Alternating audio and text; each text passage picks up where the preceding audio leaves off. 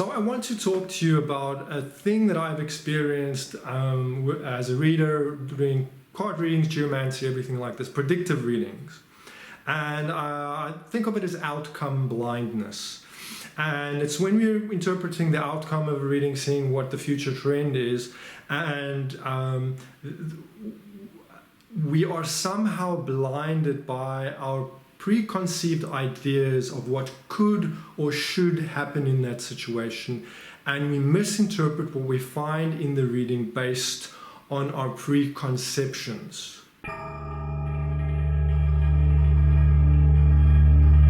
In other words, we have a fixed set of ideas about what is possible in that position, right, in that particular situation. It might be that we think our options are lose the job, keep the job. You know, we're facing some sort of dispute at work, and we think those are our options: we lose the job or we keep the job. And we're looking at that reading, thinking that those are the two options that I will find. That's our preconceived idea about what we might discover in this reading.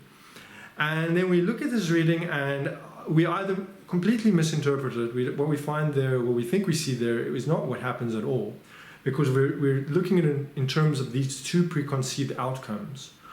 Or we just confused. We cannot make sense of what's going on in this reading. It's just pure confusion. It's nonsense. And the reason really is this outcome blindness. And of course, there might be a third or a fourth alternative. It might not be keep the job or lose the job. There might be something in between. Maybe it's a suspension. Maybe it's paid leave.